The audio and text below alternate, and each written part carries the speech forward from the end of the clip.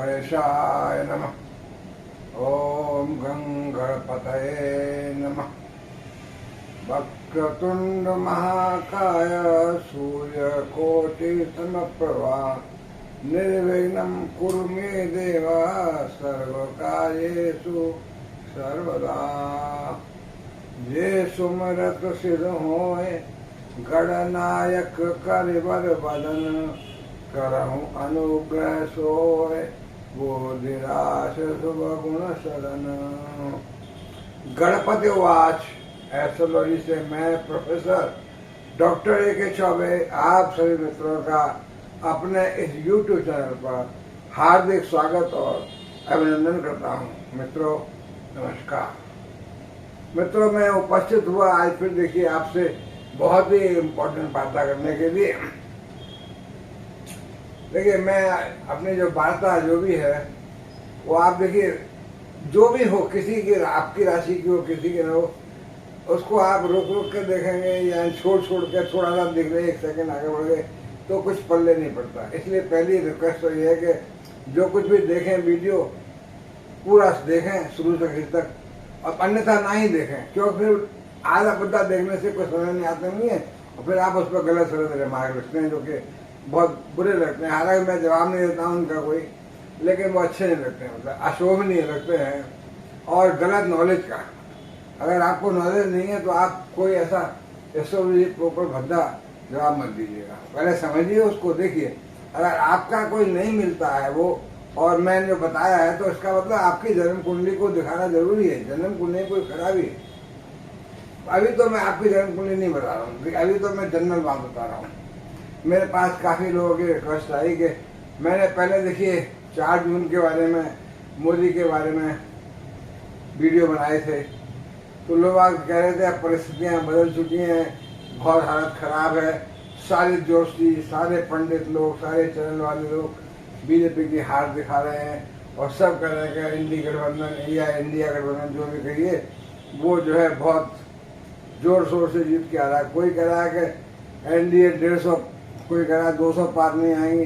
यानी अपने अपने मत लोग इतनी बातें आ रही हैं कि समझ नहीं आता। अब तो मुझे भी डर लगने लगा कि भाई मैंने जो कहा था पहले क्या गलत हो रहा है या मैंने कैसे कहा था। अब ये लोग, पर मैंने सारे लोगों के, बहुत से लोगों के सुने, वीडियो देखे भी, मेरे समझ नहीं आ रहा वो किस आधार पर ये सब कह रहे हैं। या उनका कहना इसलिए है कि समाज का, पब्लिक का मत ही भ्रम करो, मत ही से भ्रम होने से अभी बचे हुए टाइम जो है, अभी जो चुनाव है उनमें कुछ फर्क पड़ जाए, इसलिए वो अपने ये है कि एक झूठ को सभी मिलकर जोर जोर से चिल्ला के बोलोगे तो वो सच लगने लगेगा। भाई एक चैनल तो यहाँ तक कह रहा है कि भाई कई लोग, कई मंत्री हार रहे हैं इनके और कई मंत्री जेल में जाएंगे 4 तारीख के बाद सरकार बनेगी इंडी की, जिसमें कि भाई दिल्ली के चीफ मिनिस्टर भी पार्टिसिपेट करेंगे, केजरीवाल जी, और राहुल गांधी और बाकी जो लालू प्रसाद जी के बेटे हैं, तो वो सब, तो ये सब जो है मोदी को, उनके साथियों को पहले दिन से जेल भेज देंगे और ईडी को हुक्म देंगे कि जाओ ये सवाल तैयार कर लिए कि क्या क्या सवाल पूछे जाए। तो मुझे ये सब देख के हंसी आती है। क्यों कि जब 4 तारीख का रिजल्ट देखेंगे तब ये सब औंधे मुंह गिरेंगे और फिर ईडी और बीसीडी बीडी सब भूल जाएंगे और ठीकरा फोड़ेंगे ईवीएम के ऊपर। हमेशा से करते आए हैं, जबकि ईवीएम से कुछ नहीं होता। इतने बड़े चुनाव में भाई थोड़ा छोटा मोटा चुनाव हो वहाँ तो पॉसिबल है, पर इतना मैनेजमेंट करना है, इतने लाखों करोड़ों में ईवीएम मशीन है और पूरे हिंदुस्तान में अगर मैनेज करना है तो भाई कुछ वो जगह जहाँ पे तुम्हारी पार्टी जीतती है, अपोजिशन की सरकार बनती है, तो वहाँ से मैनेज को नहीं करते। तो इसलिए फिर लेके ठीक रहा फोड़ेंगे ईवीएम भाई और चैन नहीं लेने देंगे। तो लोगों ने मुझसे कहा भाई है क्या, आखिर हो क्या रहा है, क्या परिणाम क्या आ रहा है। तो भाई मैं तो आपको फिर एक बार बता रहा हूँ। देखिए अब मैं मोदी की देखिए कुंडली लेके आया हूँ, वृश्चिक राशि की कुंडली है और कुछ लोग कहते हैं कि इनकी तुला लग्न है, कुछ कहते हैं वृश्चिक लग्न है। खैर लग्न जो भी हो, मैं तो राशि, चंद्र राशि से बता रहा हूँ कि चंद्र राशि तो उनकी वृश्चिक की है। तो चंद्रमा वृश्चिक राशि में था, चंद्रमा वृश्चिक राशि में, मंगल भी जो है साथ है मंगल अपने ही घर में स्कॉर्पियो में बैठे हुए देखिए चंद्रमा के साथ घर लक्ष्मी योग बन रहा है। और देखिए यहाँ पर ये जो है जो नीला वाला है ना, यहाँ लिखा है मैंने ब्लू जन्म कुंडली है, रेड प्रेजेंट है, तो ब्लू वाला जन्म कुंडली है। तो गुरु इनके चौथे भाव में केंद्र में बहुत अच्छे बैठे हुए हैं। केंद्र के गुरु तो राजा बनाते हैं, यानी राजा जैसा, तो गुरु बहुत अच्छे हैं। और देखिए राहु अभी भी यहाँ है वर्तमान गोचर में, और मोदी के जन्म के टाइम भी पंचम भाव में थे सारी इच्छाएं मनोकामना पूर्ण करने के लिए, और 11th हाउस पर देख रहे हैं तो लाभ धन जो कुछ भी है सब दिलाने के लिए। और क्योंकि राहु बृहस्पति घर में बैठे हुए हैं तो बृहस्पति की भांति व्यवहार करेंगे, बृहस्पति कमांड में रहेंगे, और बृहस्पति इनके यहाँ बैठे हुए हैं अच्छे, इसलिए राहु भी अच्छा ही फल देंगे और धन देंगे और मनोकामना पूर्ण करेंगे। और देखिए शनि और शुक्र दोनों ही काम कार्य के भाव में यहाँ पर, हालांकि शनि के शत्रु की राशि है, लेकिन शुक्र गुरु साथ में है, जॉब के क्षेत्र में है, और गुरु की दृष्टि पड़ रही है यहाँ जॉब के क्षेत्र में। तो मतलब काम शनि के यहाँ होने से एक बात है कि काम काज में मेहनत बहुत करनी पड़ेगी। तो इन्होंने बचपन से ही जो भी काम किया, चाहे प्रचारक का काम किया, चाहे बीजेपी का किया या आरएसएस किया, बड़ी मेहनत करी, बड़ी दरिया बिछाई, बड़ी भागदौड़ की, बड़ी मीटिंगें अटेंड कराई, और पूरे मतलब नॉर्थ भारत में, उत्तर भारत में बहुत जगह घूमे और जाना पड़ा आरएसएस के बीजेपी कार से। तो ये शनि बता रहे हैं कि पब्लिक से इनकी डीलिंग बहुत रही, और पब्लिक की डीलिंग है ये मेहनत बहुत की, परिश्रम। शनि तो देखिए परिश्रम बहुत कराते हैं। और 1 2 3 विदेश से भी शनि की दृष्टि पड़ रही है, और यहाँ तुला राशि है, शुक्र की राशि है, शुक्र साथ बैठे हुए, तो विदेश से भी विदेश संबंध इनके अच्छे रहेंगे। एज मतलब प्राइम मिनिस्टर भी और वैसे भी जो है विदेश पहले ही गए, एक बार वीजा इनको नहीं मिला था, लेकिन फिर बाद में विदेश भी गए हैं। तो जन्म कुंडली में देखिए बहुत अच्छा शुक्र शनि मंगल चंद्र गुरु यहाँ पर, और देखिए यहाँ लाभ भाव में बुध केतु सूर्य, हालांकि केतु की वजह से सूर्य का ग्रहण दोष लग जाता है, बुध बैठे हुए लाभ भाव में लाभ दे रहे हैं, यानी लाभ तो मिलेगा ही मिलेगा। और राहु भी देख रहे हैं वहां पर, और बुध, राहु बुध केतु ये सब मित्र लोग हैं। सूर्य तो राजा है ग्रहों के, तो सूर्य तो अपना देखिए प्रभाव दिखाएंगे, लेकिन सूर्य केतु के प्रभाव में अस्त हो जाएंगे। लेकिन केतु जो है बड़ा धार्मिक बनाएंगे इनको। केतु का जो इनकी जो धार्मिक प्रवृत्ति जो है वो केतु के कारण ही है। और ये जो मतलब कुंडली जो है उस समय की, वो मतलब उसमें शुक्र शनि बहुत अच्छे हैं, यानी शनि काफी अच्छे हैं, और गुरु बहुत अच्छे हैं, और मंगल बहुत सर्वश्रेष्ठ। मंगल जो है राशि का लॉर्ड अपनी राशि में है। अब देखिए वर्तमान में ग्रह गोचर इनकी जो कुंडली है, सबसे अच्छा अभी मैं बताऊं, सप्तम भाव में वृषभ राशि में, यानी शुक्र की राशि में, अभी 1 जून के बाद, एक तो शुक्र बुध सूर्य और बृहस्पति अभी वर्तमान में सब सप्तम भाव बैठे हुए हैं। सप्तम भाव व्यापार का भाव, सप्तम, और वृषभ राशि बैठ के मालव्य राज्य को बना रही है, घर बार का भाव, घर से देखिए विरक्ति, राहु ने इनको बचपन से ही विरक्ति करा दी, राहु और केतु ने, और मतलब धार्मिक भावना जगा दी। तो बचपन से अब लोग कहते हैं साहब अपनी पत्नी को नहीं रख सके, भाई उनकी प्रवृत्ति नहीं, उनको उनकी शादी जबरदस्ती करा दी गई। कि बहुत से कहते हैं कि लड़का शादी के बाद सुधर जाता है, लेकिन बचपन से उनको विरक्ति थी, बैराग था, और साधुओं की तरह व्यवहार था, घर छोड़ के भागे, इसीलिए जबरदस्ती शादी करा दी, छोड़ के भागे, और हिमालय में कंदरा में घूमते घामते शिव जी की भक्ति करते हुए केदारनाथ में, हिमालय पर्वत पर, उसके बाद बंगाल में फिर रामकृष्ण परमहंस के उधर आश्रम में, तो सारा समय वो बताया। फिर बाद में जाके बीजेपी में कार्य किया या आरएसएस में।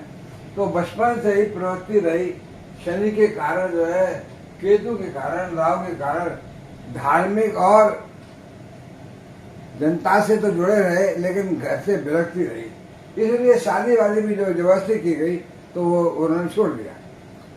लेकिन अब यहाँ पर जो मैं देख रहा हूँ कि सूर्य बैठे हुए हैं, जुपिटर बैठे हुए हैं, मरकरी और वीनस 4, और वीनस का घर है, वीनस के शुक्र के घर में ये 3 और बैठे हुए हैं। दोनों गुरु देव गुरु, दैत्य गुरु, और बुध भी और सूर्य भी। ओके, चारों के चारों देखे यहाँ देख रहे हैं अष्टम यानी वृश्चिक राशि को, लग्न को। तो लग्न पर 4 ग्रहों की दृष्टि,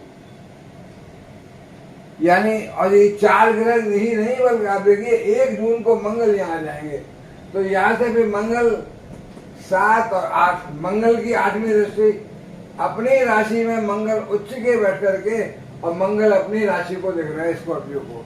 तो जो लोग कहते हैं कि मंगल इनका नुकसान करेगा, मैं कहता हूँ उल्टा है। मंगल की इनकी महादशा चल रही है, शनि के अंतर है। देखिए मंगल अपनी राशि में शत्रुहंता योग बना करके बीमारी वगैरह सब ठीक, यानी आप देखिए शनि ने इतना काम करा है, जितना परिश्रम करा है उतना लाभ मिला, और शरीर भी स्वस्थ रहा। और शरीर पर जो 4 ग्रह यहाँ से, मंगल यहाँ से, और देखिए राहु की नवी दृष्टि यहाँ से, और देखिए प्रेजेंट में देखिए शनि यहाँ पे, यहाँ तो शनि के 7, 8, 9, 10। तो भाई लग्न पे वृश्चिक राशि पर शनि, राहु, मंगल, शुक्र, बुध, सूर्य और बृहस्पति, 7 ग्रहों की दृष्टि इनके शरीर पर पड़ रही है, जो इनके शरीर को बहुत ही एक्टिव, बहुत ही ताकतवर, बहुत ही हिस्ट पुष्ट, यानी बलवान, और पर्सनैलिटी गजब की, इंटरनेशनल लोगों में पर्सनैलिटी गजब की सब तारीफ करें। मैं तो समझता हूँ अब जो है इस समय जून का महीना खासतौर से स्कॉर्पियो यानी वृश्चिक राशि वालों के लिए बहुत गजब का फल दे रहा है। मंगल बहुत अच्छे हैं, क्योंकि मंगल 1 जून की दोपहर बाद आ जाएंगे यहाँ पर, और जब 4 जून को रिजल्ट निकलेगा। देखिए 1 जून को इनका जो इलेक्शन है उस दिन भी सैटरडे है, 1 जून सैटरडे, शनिवार। शनि इनकी महाराज इनकी जिंदगी में बहुत इंपॉर्टेंट पार्ट प्ले कर रहे हैं।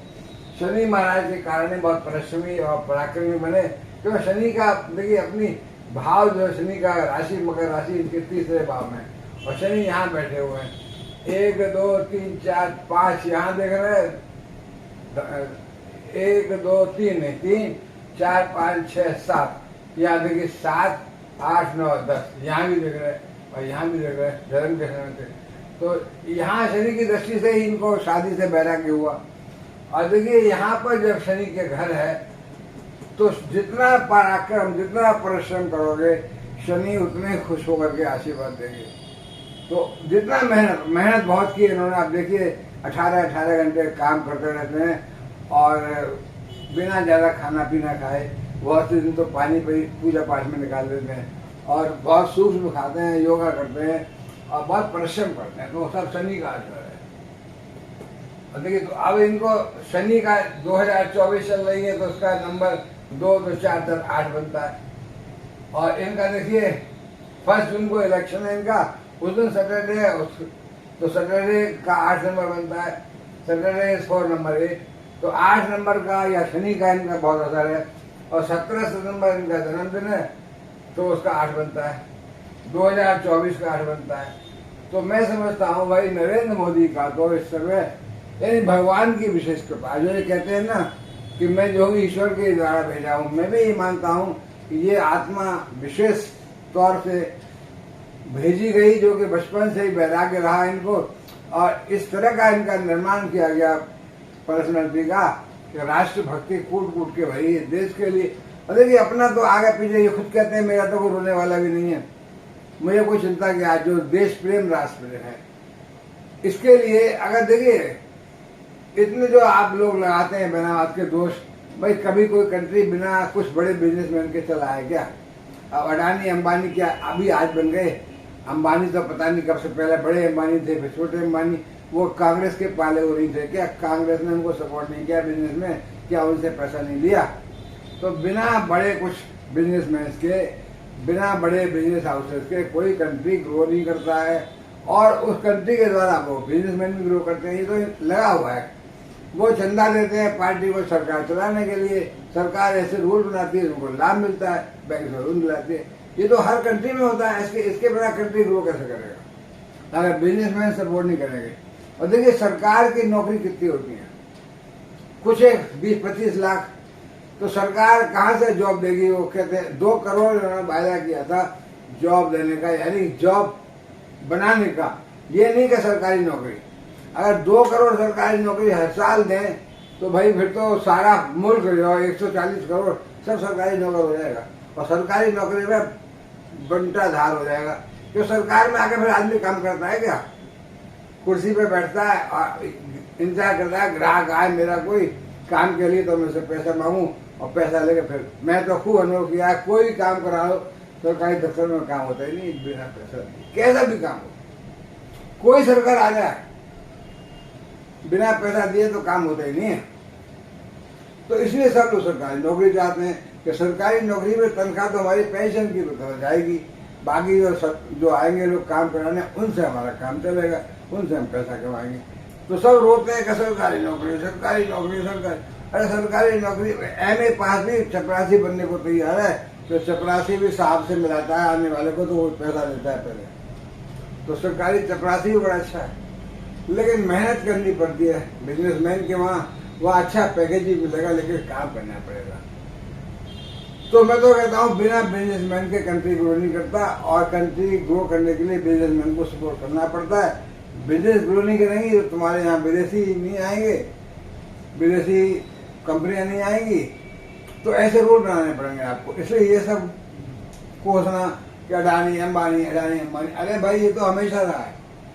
सारे डिफेंस सौदों में खूब पैसा खाया गया, वही बीपी सिंह ने पकड़ा तो कांग्रेस हिल गई और कांग्रेस का पतन हो गया। वही तो हुआ ना, और क्या हुआ कि कोई न कोई फॉरेन एजेंट जरूर इन्वॉल्व होता है, उसके थ्रू आप होते हैं और पैसा लेते हैं। करोड़ों की डील होती है, हर डिफेंस मिनिस्टर हर सरकार के टाइम में प्राइम मिनिस्टर से कनेक्ट होकर के पैसा कमाता है। वो इन्होंने रोक दिया। इनको क्या करना भाई, इनके लिए कोई अपने बच्चे को फिट करना हो या कोई महल बनवाना हो, जैसे केजरीवाल जी ने बिना बात को कहते थे गरीब हम तो उसमें रहेंगे, वहाँ से रेल से आया करेंगे, अपनी बैगनहार से आएंगे वहाँ तक, गाजियाबाद से वहाँ तक रहेंगे और वहाँ से फिर मेट्रो से आएंगे और हम तो ऐसे ही रहेंगे। लेकिन अब बन गया 50 करोड़ का महल। तो ये देखिए आप लोग की कथनी करने में कितना अंतर है। वो इतनी इनकी कथनी करने में अंतर नहीं है, लेकिन दोष इनको देते हैं सब लोग। पर मैं समझता हूँ ऐसा शख्स न आज तक पैदा हुआ है और शायद न आगे होगा, जिसको कि केवल देश की कंट्री की फिक्र है, बाकी क्योंकि उसके कोई कुछ नहीं है ना। वरना तो देखिए बीबी गिरी के प्रेसिडेंट बने थे ना, तो उनके राजमहल में प्रेसिडेंट हाउस में 22 उनके मेंबर आगे रहे थे, यानी सारे घर के लोगों को बटोर लाए थे कि प्रेसिडेंट हाउस में रहेंगे, ऐश करेंगे। तो हर दुनिया ऐश करती है, पर ये आदमी ऐश करने वाला नहीं है। खाता भी बहुत सूक्ष्म है और बेचारा, और कमाएगा किसके लिए? जो कमाएगा जो कुछ भी वो सब कहीं ना कहीं, जैसे इन्होंने गुजरात में पैसा जितना इकट्ठा हुआ था, गुजरात से दिल्ली आए तो वहाँ के सचिवालय के लोगों को, बच्चों को, सबको बांट दिया पैसा। तो मैं इसलिए देखता हूँ ऐसा शख्स भाई, इसलिए कितनी कोशिश कर लो, कितनी गालियां दे लो, कितना ही कुछ कर लो, कैसा 150 सीट आ रही है, तो 100 आ रही है, 50 आ रही है, जो भी कह लो। और मैं कह रहा हूँ NDA 375 ±5, खाली बीजेपी करीब 335, यानी पहले से पिछली बार से भी ज्यादा। तो सरकार तो बनेगी बहुत जोर शोर से मोदी की ही। तो अगर अब भी तीसरी बार मोदी ही प्राइम मिनिस्टर बनेंगे, मोदी की सरकार बनेगी। कि मोदी की कुंडली जैसी कुंडली किसी की नहीं है भाई। मैंने एक चैनल तो ऐसा देखा है, मैं नाम नहीं लूंगा किसी का, उसका जो भाई जो एंकर है उसका, वो मैं ना एंकर का नाम लूँ ना चैनल का नाम लूँ, वो ठीक नहीं है। रात दिन ऐसी ऐसी कहानियां सुनाएंगे। उनके एक ज्योतिषी भी हैं जिनको पंडित जी बिल्कुल न मालूम कहाँ से उनको इल्हाम हो गया, ये हनुमान जी के भक्त बताते हैं अपने आप को, हनुमान जी के चेले हैं, हनुमान जी दर्शन देते हैं उनको आकर के और सारा काम। वो तो कभी प्रियंका गांधी को प्राइम मिनिस्टर बनाते हैं, कभी जेल कराते हैं मोदी की, और कभी कहते हैं 150 सीट आएंगी, बहुत बुरा हाल होगा, बीजेपी का पतन हो रहा है। रोज चीख चीख कर एक ही बात कहोगे भाई।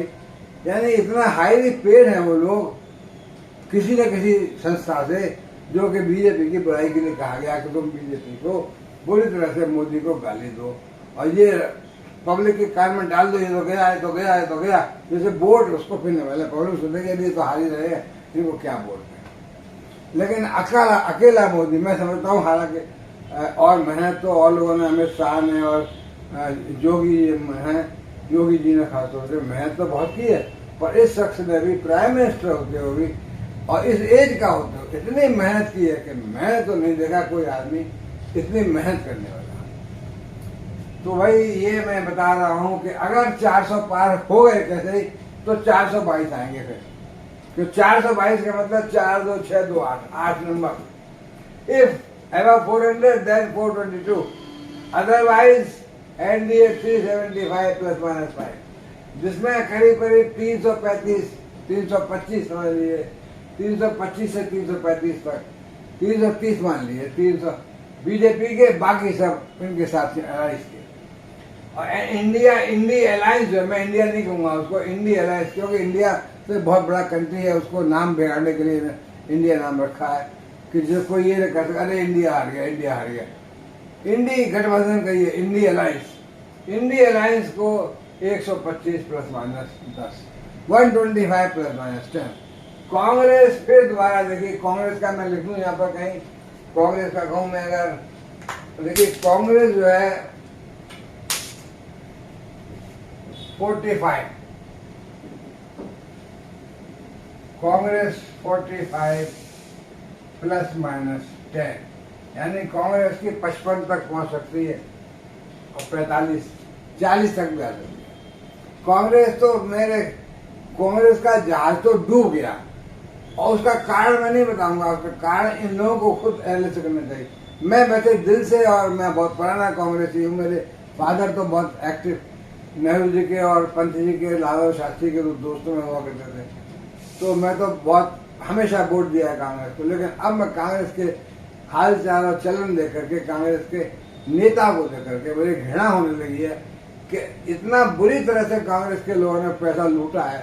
10 साल पहले जब मोदी नहीं थे, यानी सरदार जी मनमोहन सिंह के टाइम में, मनमोहन सिंह तो बटन से चलते थे, बाकी पैसा तो और लोग कमाते थे, बेहद कंट्री को लूट के भरा, और किसी के बाप की हिम्मत नहीं वो पैसा स्विस बैंक से वापस ला सके। तो मोदी ने कहा था ना 15 लाख दूंगा, भाई कहा नहीं था, ये कहा था कि अगर विदेशी स्विस बैंक से पैसा आ गया ब्लैक मनी, तो 15 लाख हर एक को मिल सकता है, हर एक के अकाउंट में आ सकता है, इतना पैसा है। पर वो आ ही नहीं सकता है, क्योंकि सारे पार्टियों के मेंबर का पैसा वहां पर है, सारे बिजनेसमैन का पैसा वहां पर है। ये देखिए पिछले फाइनेंस मिनिस्टर करके देखिए, जेटली साहब ने कोशिश की थी, उनको मालूम ही पड़ गया था कुछ, लेकिन उन्होंने लीक नहीं किया, और उन्होंने देखा कि ये लाना मुश्किल है। उसमें बीजेपी के लोग भी शामिल थे, बीजेपी के सपोर्टर शेष लोग शामिल थे, तो हर पार्टी के सिर मोहरों का पैसा स्विस बैंक में है, तो वो ब्लैक मनी वापस कैसे आएगा भाई? जब ब्लैक मनी नहीं आएगा वापस, तो 15 लाख नहीं मिलेगा, तो 15 लाख को कब तक रोओगे कि 15 लाख नहीं दिए? मोदी झूठ बोलता है। अरे मोदी ने झूठ कब बोला भाई? और कब 2 करोड़ नौकरी देने की बात कही?